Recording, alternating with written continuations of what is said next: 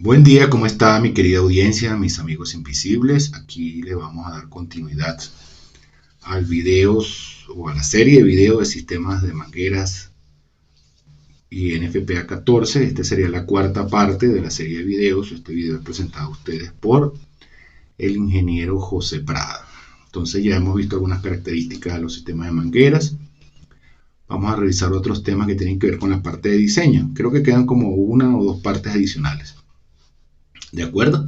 Yo les voy a hacer preguntas que me gustaría que las contestaran en los comentarios para saber si están pendientes. Entonces, una de las cosas que es interesante saber es que la presión máxima en cualquier punto del sistema, en cualquier momento, para la norma del 2019 en adelante, no puede exceder los 400 psi. Antes era hasta 350 psi, pero este límite fue aumentado. Esto quiere decir que en ningún punto del sistema del standpipe puede haber más de 400 psi, porque esto pues ya pone en riesgo muchas cosas y la operación segura pues del standpipe. Y es importante acotar que esto se relaciona con lo que yo le había comentado al principio, de que si nosotros estamos diseñando un sistema con tubería Schedule 10, la tubería Schedule 10 por la NFPA 13 máximo tiene una presión de trabajo de 300 psi. Eso quiere decir que si su standpipe requiere trabajar a más de 300 psi hasta 400 psi, entonces eventualmente tienen que buscar otro tipo de tubería. Sin embargo, hay una, ¿cómo se llama esto? Excepción. Esa excepción que está en la versión 2019 en la sección 722 puede cambiar, es que se permite que puede haber mayores presiones, ¿ok? O presiones, pueden permitirse que se exceda esa presión de 400 psi siempre y cuando estemos trabajando en un montante express que llaman. Un montante express o un express riser son tuberías que van directo y que conectan, como esta que se muestra acá.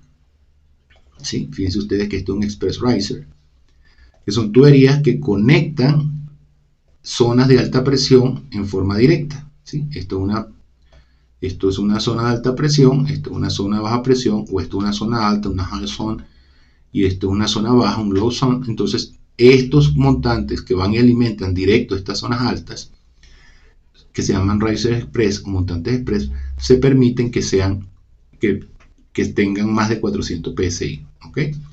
Entonces, la definición de tubería principal express o express main es un tipo de tubería principal que abastece solamente las zonas superiores de un sistema montante, solamente estas, ¿ok? Y no deberían haber válvulas de manguera en ninguna parte del sistema donde la presión excede los 400 psi, es decir, que en estos express riser que están acá yo no puedo colocar conexiones de manguera, ¿de acuerdo? Y volviendo al anterior, estas express riser que pueden diseñarse a presiones que superan los 400 psi tienen que estar diseñados con elementos listados que demuestren que pueden soportar esa presión. Entonces, ese es un tips que deben tener pendiente y que deben considerar en sus diseños. De igual manera, la presión residual máxima en cualquier válvula de 1,5 no puede superar los 100 psi. Recuerden que eso lo vamos a ver más adelante, una conexión de manguera o una estación de manguera de 1,5, su presión de trabajo son 65 67 psi. Entonces no se puede superar los 100 psi en una conexión de 1,5. ¿De acuerdo? Luego, de igual manera, cuando la presión estática en una conexión de manguera exceda los 175 psi, se debe suministrar un dispositivo de regulación de presión aprobado para limitar las presiones estática y residual a la salida de esa conexión. ¿Ok? De tal manera que sea no más de 100 psi para conexiones de manguera de 1,5 y no más de 175 psi para las demás conexiones de manguera. Es decir, cuando por alguna razón en el diseño usted demuestra que estas conexiones de 1,5 están superando una presión de 100 psi y las de 2,5 175 psi, debe colocar o un control, regulación de presión a partir de ciertos puntos del riser del standpipe, o debe colocar válvulas con reguladoras de presión o válvulas que se llaman de reducción de presión. Deben usarse siempre Pressure Regulating Devices o dispositivos reguladores de presión. No es bueno usar restrictores de presión. Ahora, ¿qué sucede con estas válvulas? Y esto es un problema que van a enfrentar ustedes cuando estén diseñando sistemas clase 3. Que estas válvulas no suelen ser seteadas en campo, las colocan y ya. Y tampoco se le pueden hacer pruebas para verificar el funcionamiento porque no tienen manómetros de entrada y salida. Entonces, si bien esto es una alternativa, si se utilizan deben ser debidamente seteadas y deberían dejarse algún mecanismo para probarlas. ¿Ok? Si no, es un saludo a la bandera. Bueno, en Venezuela decimos así, saludo a la bandera. Si no quedan debidamente ajustadas, corre el riesgo que la presión en las de 1,5 superan los 100 psi, en la de 2,5 los 175 psi, y entonces el bombero, cuando va a utilizar la válvula, puede causarle daño porque tienen presiones que excedan los 175 o 100 psi. ¿Ok? Ahora bien, lo que se recomendaría es utilizar un regulador o un sistema de regulador o de regulación de presión maestro. ¿Ok? Y si se hace así, se debe hacer un arreglo con redundancia, bypass, alivio y control de presión de falla. Esto es lo que se llama una estación de alta-baja. Entonces nosotros regulamos presión, tenemos la entrada, seguimos de largo hacia los pisos altos y los pisos bajos los pasamos por un sistema de regulación. Entonces cuando trabajamos con un sistema de regulación, usamos una válvula reguladora de presión, creo que es esta, perdón. Y esto debería ser un sistema con bypass y otros aditamentos que se requieren para garantizar la seguridad. Eso incluye, entre otras cosas, aquí hay un ejemplo de la vida real de un diseño que yo hice. Fíjense ustedes que aquí está la válvula reguladora, hay un alivio que está constituido por esta válvula que está acá. En caso de que esta válvula falle, entonces este alivio permite que no se exceda la presión hacia acá, pero obviamente este alivio no va a permitir regular la presión como lo va a hacer la válvula reguladora. Y adicionalmente a eso deben tener un conjunto de válvulas de bypass para mantener uno en operación, ¿sí? Uno en operación, mientras que el otro está en stand-by. En caso de que esta falle, ¿sí? En caso de que esta falle, se ajustan estas válvulas y entonces se pone a trabajar la segunda estación mientras que esta se repara. ¿Okay? De igual manera, deben tener manómetros de lado y lado y un interruptor de presión para saber la condición de regulación, si se está perdiendo o no. De tal manera de que se sepa que la válvula está fallando y se ponga en servicio la otra. Entonces, si por ejemplo la presión acá de riesgo son, no sé, 300 psi o está dejando pasar toda la presión de entrada, yo seteo esto de tal manera de poder estar advertido de que estoy excediendo el valor de presión permitido y que entonces debería cambiar a funcionar la de backup y reparar la válvula. Esta es la forma correcta de hacer la regulación. ¿Ok? Aún así, pues esto es extremadamente costoso. Una válvula de esta es extremadamente costosa y hacer este manifold puede costar muchísimo dinero. Pero es la forma correcta de hacer la regulación de alta y baja, como lo muestra acá este diagrama. ¿Ok? Aquí hay otro ejemplo. Y entonces, en este ejemplo, fíjense ustedes que yo paso y estas montantes de la zona de baja presión los alimento a través del regulador. ¿Se dan cuenta? Y ¿cómo se llama esto? Perdón. Y aquí está. Y la parte de alta, fíjense ustedes, perdonen. Entonces, aquí está la bomba. Alimento acá y con esto controlo la presión para los standpipes de baja. Y sigo derecho y alimento directo con la bomba los standpipes de alta. Luego, siempre que utilicemos un sistema de regulación de presión, debe ser un sistema de regulación maestro con un manifold y un backup. Y es la forma correcta de garantizar las presiones. Entonces, con esta regulación y las caídas de presión máximas que hay acá, entonces yo puedo garantizar que acá no va a haber más de 175 psi si es de una conexión de 2,5 y no más de 100 psi si una conexión, perdón, más de 175 psi si es una conexión de 2,5 y no más de 100 psi si es una conexión de 1,5. Esta es la forma correcta. Aún así, pues insisto, pues es muy caro. Ahora veamos la ubicación de las conexiones de manguera.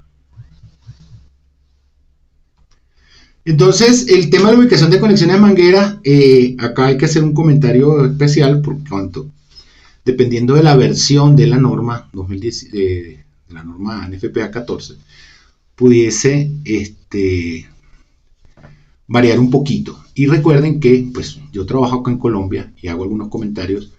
La NTC 1669 es una versión, una copia de una versión de la NFPA 14 del 2007, y entonces hubo cambios en el 2016, 2013.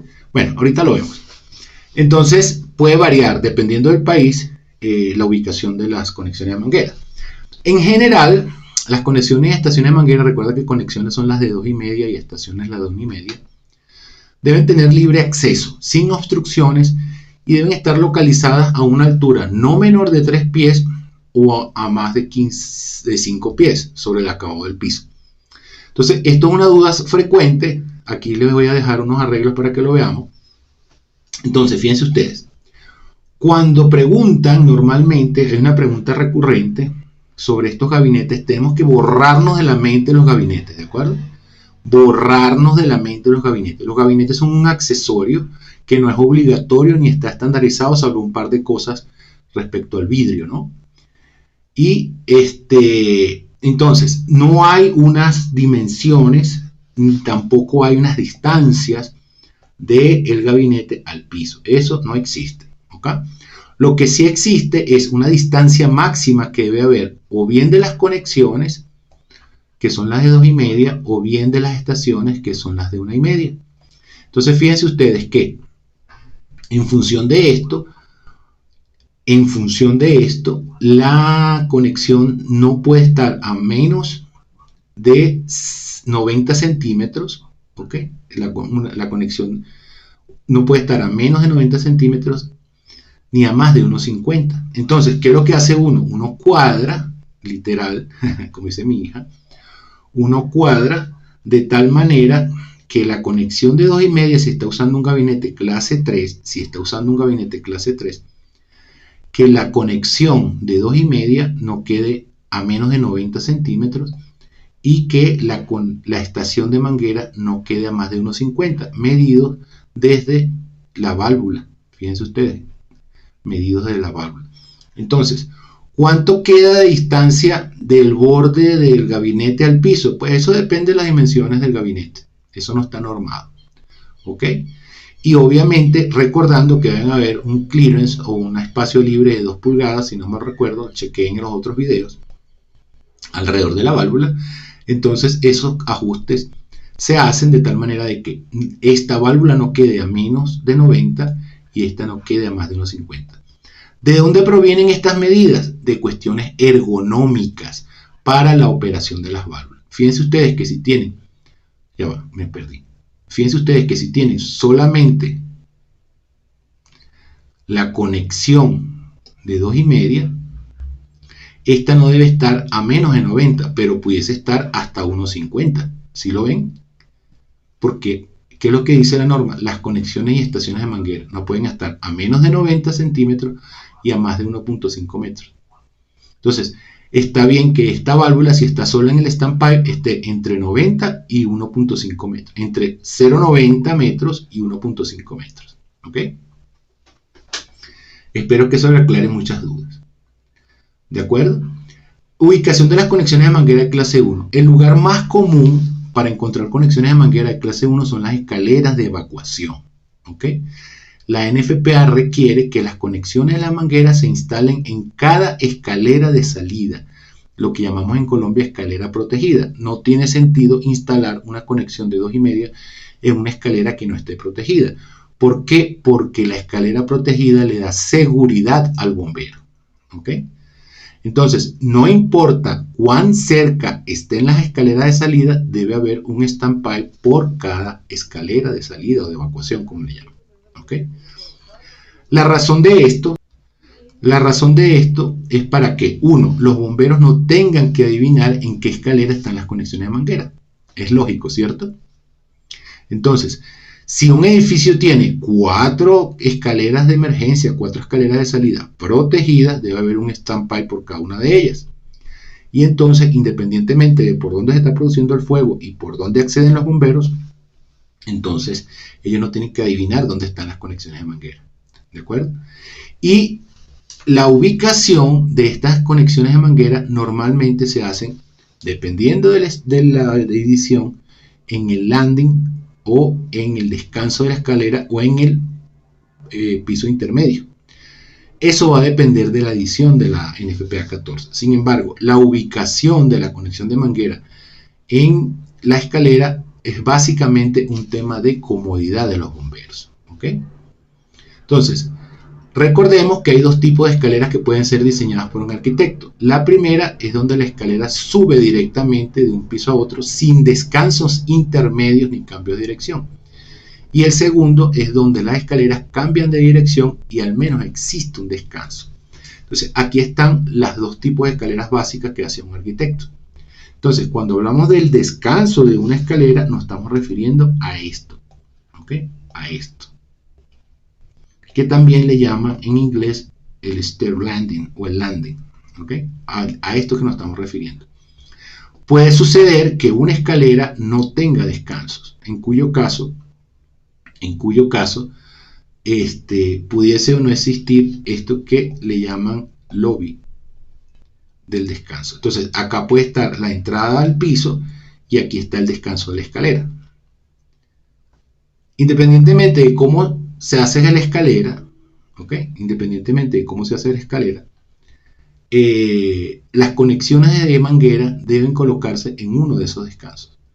Las conexiones de manguera no deberían colocarse junto a las escaleras porque los bomberos necesitan una plataforma estable para conectar su manguera. Recuerden que las conexiones de 2,5 no tienen manguera propia, los bomberos la traen de su cuerpo de bomberos para empezar a comenzar su trabajo. Y la conexión de manguera debería estar primariamente en una escalera protegida por razones obvias. ¿Cuál es la razón obvia? Para proteger a los bomberos. ¿Okay? Entonces, lo correcto o deseable es que exista una conexión de mangueras en cada piso en la entrada de la escalera en un punto que permita trabajar con comodidad y seguridad al bombero. Eso es lo ideal. Como la NFPA 14, como mencionaba anteriormente, ha cambiado entre el 2007 y el 2019, en la norma colombiana, en la NTC 1669, disculpen pues a las personas que no son de Colombia, pero tengo que hacer la acotación, aparece que los sistemas clase 1 deben estar provistos con conexiones de manguera de 2,5 en los siguientes sitios. Dice, en todas las escaleras de evacuación requeridas y en cada uno de los descansos intermedios. Fíjense ustedes que ellos hablan acá en los descansos intermedios. Mientras que en la NFPA 14 se establece que las conexiones de manguera deben ser provistas en cada piso principal, en cada descanso del piso principal o el main floor landing de las salidas de las escaleras de salida requeridas. ¿Ok? Cuando sea requerido por la autoridad competente o el departamento de bomberos local, ¿ok? Las conexiones de manguera deben ser permitidas ser instaladas en el punto intermedio, ¿ok? De highest intermediate floor landing entre los niveles de piso, ¿ok? En las salidas, escaleras de salida. Por ello, como yo efectivamente he mencionado, dependiendo de la norma de consulta, es decir, del año de la norma de la consulta, y en el caso de Colombia de la NTC 1669, la ubicación podría ser o lo uno o lo otro, ¿ok?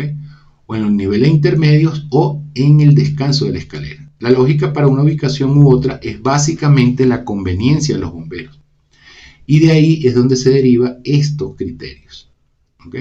Entonces, la diferencia es que si se colocan las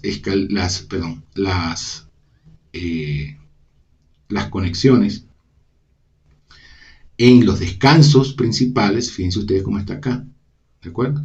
usted puede conectar una manguera en este punto y atacar al fuego desde esta conexión y traerse otra manguera desde el piso de abajo. ¿Ok?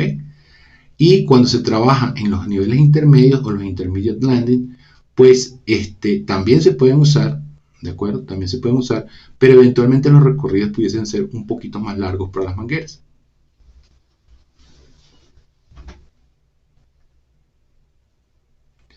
Aquí tenemos dos ejemplos. Aquí tenemos un ejemplo donde tenemos el standpipe con una salida en el descanso y acá en el nivel intermedio. Fíjense ustedes que en el nivel intermedio no hay puerta. En el descanso sí hay puerta.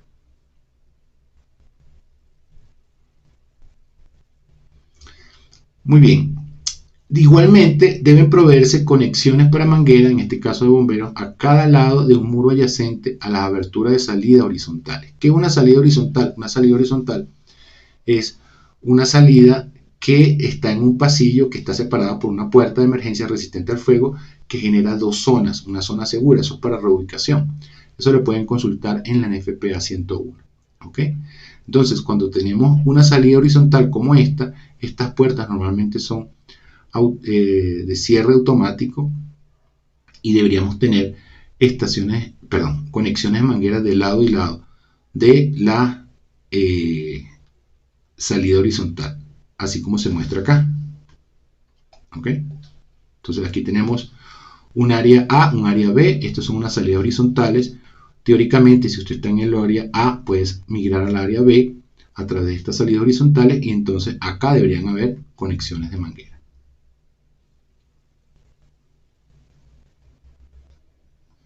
Donde puede accederse a todas las áreas del piso de una conexión de mangueras, ¿ok? En donde existe una salida horizontal, entonces la conexión de manguera del otro lado de la salida horizontal puede ser omitida. Eso es siempre y cuando el alcance de la manguera desde el punto de la conexión permita hacerlo. ¿Ok? Hablemos sobre la distancia de recorrido de las mangueras. ¿Ok? Muy importante. Y esto va a estar determinado en función de si la conexión o el edificio está o no protegido con rociadores. Entonces, la distancia de recorrido debe ser hasta 61 metros para conexiones de manguera clase 1. ¿Okay? Recuerden que las mangueras clase 1 las usan los bomberos, ojo con eso para que lo tengan previsto.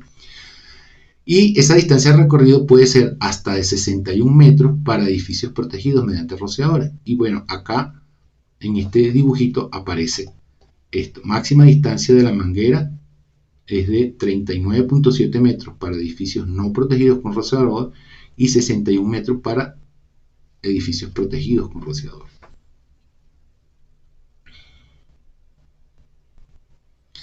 La distancia de recorrido debe ser de 39.7 metros para edificios no protegidos mediante rociadores. Estos 39.7 metros es partiendo del principio de que la manguera tiene 30 metros y teóricamente el chorro de agua puede alcanzar hasta estos 9.7 metros. ¿Okay? Fíjense ustedes que cuando el edificio no está protegido con rociadores, la distancia se acorta porque obviamente los rociadores protegen el edificio y por ende a los bomberos. ¿Ok? Entonces, si tenemos un edificio protegido con rociadores, las distancias aumentan porque el edificio es más seguro para los bomberos. ¿Ok? ¿Qué sucede? Si yo he colocado todas las conexiones de manguera que aplican en las escaleras, ¿ok? Y resulta que no se cumplen estas distancias. Entonces yo debo instalar conexiones de manguera adicionales, ¿ok? Para cumplir con estas distancias. De tal manera que los bomberos no tengan que recorrer más de 61 metros, ¿ok? En un edificio protegido con rociadores o más de 39.7 metros en un edificio no protegido para conectar las mangueras, ¿ok? ¿De acuerdo? Entonces la idea es que si usted coloca las mangueras en las mangueras, por decirlo, las básicas, ¿ok? En las escaleras protegidas y después verifica los recorridos, estos recorridos normalmente se hacen no con círculos como normalmente uno lo hace, sino viendo la trayectoria de la manguera, considerando que pueden haber estos nick, o estos qué, esto que nick es codos, creo, no, codos es elbow, nick creo que son rodillas, estos dobleces a los cuales se le resta normalmente a la manguera entre 1 y 2 pies de longitud real de recorrido en función de estos dobleces, y si hay obstáculos pues tienen que incluir esos dobleces adicionales de tal manera de que usted pueda hacer un ejercicio parecido al que va a hacer el bombero cuando extiende la manguera.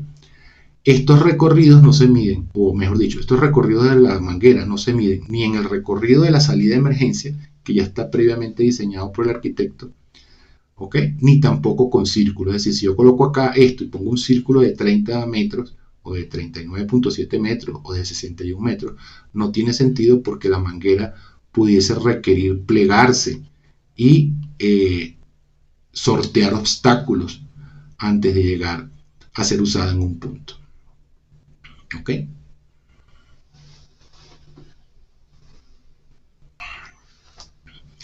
Ahora, para las conexiones clase 2 o las estaciones de mangueras clase 2, la distancia de recorrido están en función de la longitud de la manguera más el alcance del chorro. Es decir, normalmente cuando el diámetro de la manguera sea de 1,5, la distancia de recorrido en cada uno de los pisos de la edificación no debe ser mayor a 39.7 metros desde la conexión de manguera. Recordando que son los 30 metros de la manguera más unos 9.7, 10 metros del alcance. Recordemos que las estaciones de manguera son para el uso de las personas dentro de la edificación cuando son personal entrenado. Por ello, la distribución de las estaciones de mangueras es diferente. Es decir, tienen que estar al alcance de los usuarios y en sitios de fácil acceso y visibles. Entonces, su distribución no aplica de colocarlas en las, ¿cómo se llama esto? En las escaleras. Normalmente se coloca en los pasillos, en la cercanía donde están las personas, garantizando el recorrido de la manguera. ¿Okay? Los códigos modernos prácticamente ya no exigen estaciones de mangueras clase 2, salvo algunos casos como por ejemplo los escenarios en los teatros. ¿Okay? En teoría, estas estaciones son para personal entrenado por la NFPA 600, por cuanto los bomberos no las usan. Tengan en cuenta que los bomberos no usan esas estaciones de manguera. Teóricamente son para el personal entrenado, para los ocupantes entrenados que hayan sido entrenados por la NFPA 600 o algún decreto regional o local que permite el entrenamiento de las brigadas. Por ello, estas mangueras clase 2 no tienen sentido en muchas aplicaciones y empiezan a tener algún sentido en las industrias o fábricas. Normalmente, y esto es una opinión mía personal, me perdonan los que diseñan, redactan códigos, su uso es más visual que práctico, es para dar la sensación de protección en los edificios, pero realmente no son útiles para nada si no hay personal entrenado. Tiene sentido en fábricas, industrias y establecimientos donde exista una brigada contra incendios. ¿De acuerdo? Ahora viene el tema de las mangueras clase 3. Recordemos que la clase 3 es un híbrido entre conexiones de 2,5 y estaciones de mangueras de 1,5. Eso en la vida real pueden consultar libros de diseño. Voy a ver si en los últimos videos les muestro un libro que es recomendado para esto. En la vida real es muy difícil diseñar bien un sistema clase 3 por cuanto es mucho más complicado hacer cumplir simultáneamente las condiciones de operación y de distanciamiento de ambas conexiones. ¿Ok? ¿De acuerdo? Entonces, ¿qué pasa? La conexión de 2,5 trabaja con una presión mínima de 67 psi y una máxima de 100. Y la de 2,5 trabaja con una mínima de 100 y una máxima de 175. ¿Qué quiere decir eso? Que si yo tengo conectada a la misma tubería una conexión de 1,5 y una de 2,5, la presión máxima la presión máxima de operación de la válvula de 1,5 es la mínima de la de 2,5. ¿De acuerdo? Entonces, ya por ahí empezamos a tener problemas. ¿De acuerdo? Eso nos obligaría en la mayoría de los casos, a que las estaciones de mangueras tengan una válvula PRB. Adicionalmente a eso, las distancias de recorrido están asociadas a la conexión o a la estación de manguera de 1,5, 39.7 metros. Perdón, disculpen. La limitación de distancia de recorrido de 39.7 metros no aplica a sistemas clase 3. Entonces, teóricamente, usted diseñaría un sistema clase 3 basado en los principios de la ubicación de las conexiones de 2,5. ¿Ok? Esencialmente, para un sistema clase 3 se debería instalar montantes separados. ¿Ok? Sí, montantes separados. Es lo que yo recomiendo. Un montante para las conexiones de 1,5 y un montante para las conexiones de 2,5. De tal manera que usted pueda hacer los ajustes de presión en cada montante. Y hacer las distribuciones de manera independiente. Salvo eso, colocar esos gabinetes con una conexión de 2,5 y una conexión de 1,5 es un dolor de cabeza. Y no son tan eficientes como la gente cree. Es mejor, José Prada lo recomienda, diseñar un sistema clase 1 donde lo requiera así el código, un sistema clase 3, colocar un sistema de clase 1 separado de un sistema clase 2. ¿Ok? O si no, diseñar todo el sistema para la condición más exigente. ¿Cuál sería la condición más exigente? Colocar los gabinetes clase 3 en las escaleras y colocar conexiones, gabinetes adicionales cada 39.7 metros, que sería la longitud el recorrido máximo que establece para la estación de manguera. Espero que no les esté enredando la cabeza con lo que estoy diciendo. ¿Ok? Lamentablemente, algunos códigos locales y regionales y en la creencia popular de los especialistas, los sistemas clase 3 son mejores y no son mejores, son una pesadilla. Recordando que lo que acabo de mencionar, en la mayoría de los casos, las estaciones de mangueras de 1,5 no son usadas ni por los bomberos ni por los ocupantes, entonces es un desperdicio y una probable fuente de daños para los que lo utilicen. ¿Ok? Entonces, mi recomendación y la de ciertos libros es que el diseño debe ser estudiado con detenimiento para saber en qué casos es mejor un sistema u otro. De igual manera, el mínimo número de standpipe que deben existir en un sistema de conexiones de mangueras debe ser un standpipe por cada escalera protegida, es decir, una vertical por cada escalera protegida. Si hay más de un standpipe, estos deben ser interconectados al menos por debajo. Ideal si los puedes interconectar por debajo y los puedes conectar por encima. Igualmente, si el suministro de agua es mediante tanques en la parte alta del edificio, la interconexión debe hacerse hacia arriba. Entonces, si tenemos acá los standpipe que suben por cada una de las escaleras protegidas, entonces yo debo tener una interconexión de los standpipe en la parte inferior como mínimo. ¿De acuerdo? Lo ideal sería que también los interconecte por arriba. Pero si la fuente de agua es un tanque de gravedad, necesariamente la interconexión se debe hacer por arriba. Y ojalá pudiese también hacerla por abajo. ¿Ok? Lo ideal sería que las interconexiones sean por arriba y por abajo. De hecho, si no mal recuerdo, lo pueden consultar ustedes por FM Global. Si no mal recuerdo, puede estar equivocado, es obligatorio la interconexión por arriba y por abajo.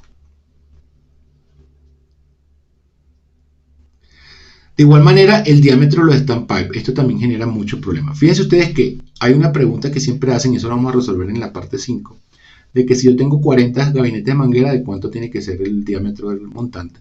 Y de cuánto debe ser el tamaño de la bomba. Eso lo vamos a resolver en la parte 5. ¿Ok?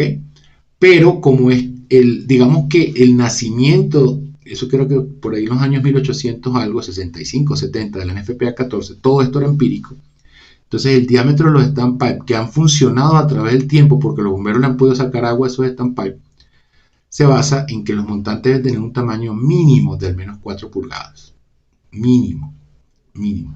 Esto no quiere decir que pueda ser de mayor diámetro en función de el cálculo hidráulico. Esto es otro error que también cometen los diseñadores. O de la altura, etc. ¿De acuerdo? Si ustedes tienen un high-rise building, probablemente el stand pipe no sea de 4 pulgadas. ¿Ok? Entonces, pero suponiendo, los montantes deben ser de un tamaño de al menos 4 pulgadas. Ahora bien, los montantes que sean parte de un sistema combinado de un edificio parcialmente protegido mediante rociadores deben ser de un tamaño de al menos 6 pulgadas. Entonces, fíjense ustedes, si ustedes tienen un sistema de mangueras que solo alimenta las conexiones, un stand pipe que solo alimenta las conexiones de manguera, debe ser al menos de 4 pulgadas, sin revisión hidráulica. ¿Ok? No es que si usted tiene, que no. Y si tiene un sistema combinado de un edificio parcialmente protegido mediante rociadores, debe ser de al menos 6 pulgadas. Estos son requerimientos taxativos, prescriptivos. Ahora bien, si el edificio está totalmente protegido con rociadores, se permite que ese tamaño mínimo de los montantes sea de 4 pulgadas si se demuestra hidráulicamente que el montante puede manejar, dependiendo del tipo de diseño, eso lo vamos a ver en la quinta parte, en forma no simultánea el agua de los rociadores y el agua de las conexiones de manguera. ¿Qué sucede en un edificio totalmente protegido con rociadores? Que el montante a la final se diseña por el mayor requerimiento de rociadores o de los montantes de mangueras. Por ello, pudiese usted hacer un diseño que tenga un mínimo diámetro de 4 pulgadas. Pero si el sistema no está, si el edificio no está protegido totalmente con rociadores, tiene que ser al menos 6 pulgadas. ¿Por qué? Porque usted no sabe qué va a usar primero, si las mangueras o los rociadores, y pudiese suponer que van a funcionar en forma simultánea. De hecho, cuando usted hace el diseño y el edificio está parcialmente protegido con rociadores, se deben sumar los caudales tanto de rociadores como de las conexiones mangueras, cosa que no pasa cuando el edificio está totalmente protegido con rociadores. Entonces, resumiendo, el diámetro mínimo de un montante de mangueras, de conexiones de mangueras, son 4 pulgadas.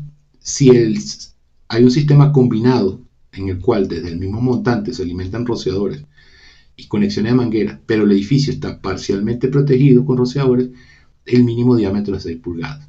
Y si el edificio está totalmente protegido con rociadores, pudiese ser 4 pulgadas, y eso tengo que demostrarlo yo hidráulicamente.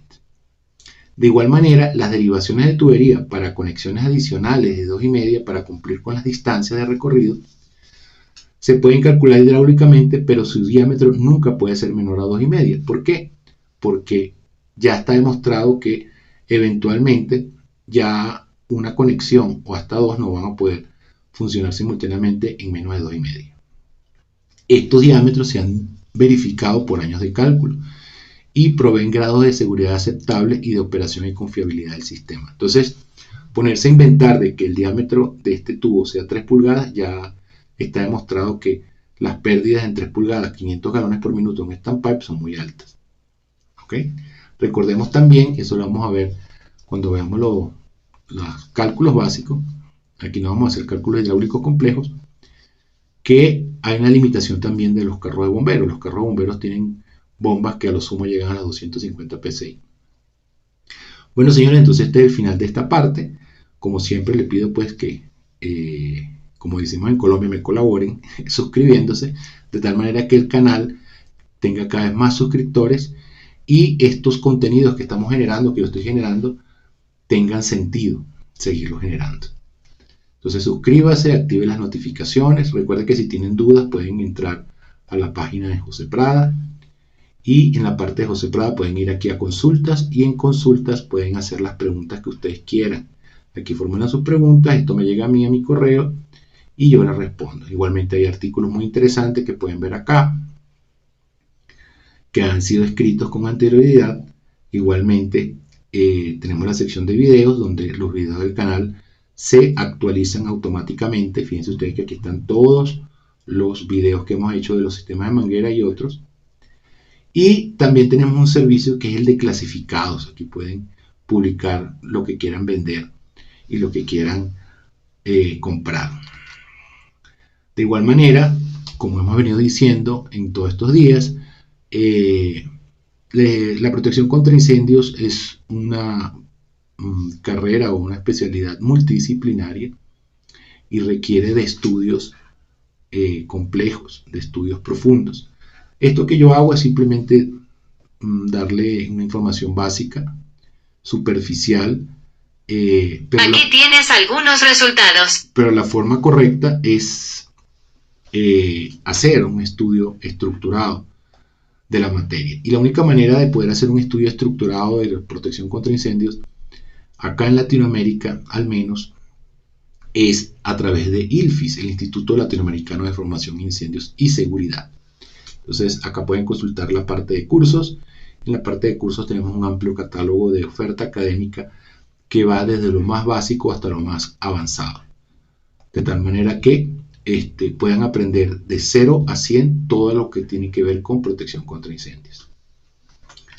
Y finalmente, si usted considera que este espacio puede ser de utilidad para su negocio y usted tiene una oferta de servicios, una oferta de productos interesante, pues escríbame a mi correo electrónico y revisamos para ponerlo acá en estos videos. Entonces, muchísimas gracias por su atención y lo espero en la continuación de este video y en otros que pueden ir saliendo por ahí. Muchísimas gracias.